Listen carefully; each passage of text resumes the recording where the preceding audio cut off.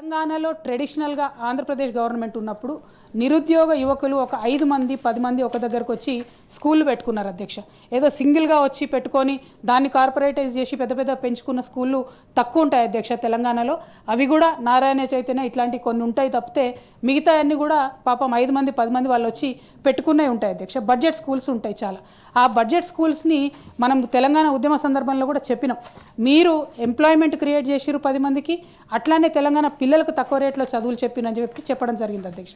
తెలంగాణ రాష్ట్రం వచ్చిన తర్వాత కూడా బడ్జెట్ స్కూల్ని ప్రోత్సహిస్తూనే వచ్చినాం తప్పితే ఎక్కడ వాళ్ళని మూసేయాలని మేము చూడలేదు అధ్యక్ష. ఇప్పుడు ఈ విద్యా కమిషన్ అనేటటువంటిది కొత్తగా ఈ ప్రభుత్వం వేసింది అధ్యక్ష. వాళ్ళ వెబ్సైట్లో ఒక డ్రాఫ్ట్ బిల్లు ఉంది అధ్యక్ష. ఆ డ్రాఫ్ట్ బిల్లు చూసి మాత్రమే నేను మాట్లాడుతూ ఉన్నాను అధ్యక్ష. ఎందుకంటే పదే పదే ప్రభుత్వ పెద్దలు కూడా మరి డ్రాఫ్ట్ బిల్లు ఉంది, రావాల్సిందే, బిల్లు రావాలని చెప్పి చెప్తా ఉన్నారు అధ్యక్ష. ఈ డ్రాఫ్ట్ బిల్లు చూస్తే ఎట్లా ఉందంటే అధ్యక్ష, వీళ్ళు పెట్టినటువంటి కండిషన్స్తో ఏ ఒక్క ప్రైవేట్ స్కూల్ కూడా మనుగడ ఉండలేదు అధ్యక్ష. ఎందుకంటే వీళ్ళు పెట్టిన ప్రతి ఒక్కటి కూడా పెద్ద పెద్ద కార్పొరేట్ స్కూళ్ళకు సపోర్ట్ చేసేటట్టు ఉంది తప్పితే ఇంకో రకంగా లేదు అధ్యక్ష. అంటే నా రిక్వెస్ట్ ఏంటంటే అధ్యక్ష, ఒక చిన్న మండల కేంద్రంలో 2 గదుల్లో ఎవరన్నా ఒక ప్రైవేట్ వ్యక్తి స్కూల్ నడుపుతూ ఉంటే ఆ చుట్టుపక్కల ఉన్నటువంటి వాళ్ళు అంతే ఫీ పే చేసి పోతారు అధ్యక్ష. దానికి వాళ్ళ కెపాసిటీ అంతే ఉంటుంది. ఆ క్యాచ్మెంట్ ఏరియాకి ఆయన స్కూల్ పిల్లల్ని తీసుకెళ్ళిపోతాడు అధ్యక్ష.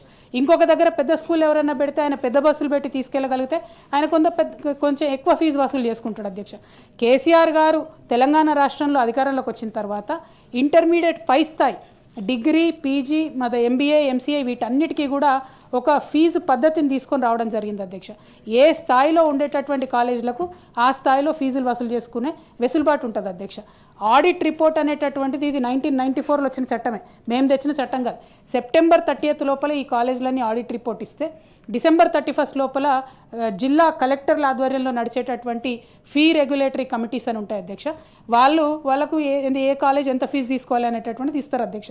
ఇప్పుడు దీంట్లో జరుగుతున్నది ఏంది అని అంటే, వచ్చేటటువంటి పేరెంట్స్ నుంచి వచ్చే కంప్లైంట్ ఏంటంటే ట్యూషన్ ఫీ అనేటటువంటిది ప్రభుత్వం చెప్తున్నది, స్పెసిఫై చేస్తున్నది, కానీ అదనంగా ఫీజు అన్ని రకాలుగా తీసుకుంటున్నారని చెప్తున్నారు అధ్యక్ష. అంటే అది డొనేషన్ కావచ్చు, స్కూళ్ళు కావచ్చు, మన బుక్స్ కావచ్చు, బస్సు కావచ్చు, లంచ్కి కావచ్చు, వీటి కోసం పైసలు ఎక్కువ.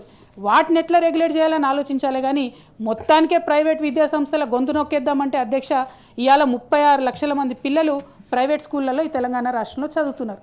Can the government really afford to share that burden అధ్యక్ష? Are we ready? ఇప్పటివరకైతే మనం సిద్ధంగా లేనటువంటి సందర్భంలో నీకు ఉన్నటువంటి ప్రైవేట్ స్కూళ్ళన్నీ చంపేస్తే విద్యను ఎడికెళ్ళి అందిస్తాం అధ్యక్ష? మన మీద బాధ్యత ఉండాలి కదా. నేనేమి ప్రైవేట్ స్కూల్ బాగుండాలి, మొత్తం వాళ్ళు దోపిడీ చేయాలన్నట్లేదు అధ్యక్ష. దోస్త్ అనేటటువంటి సిస్టమ్ తీసుకొచ్చి కేసీఆర్ గారు ఒక ప్రయత్నం చేసినారు అధ్యక్ష. దాన్ని స్టడీ చేయండి.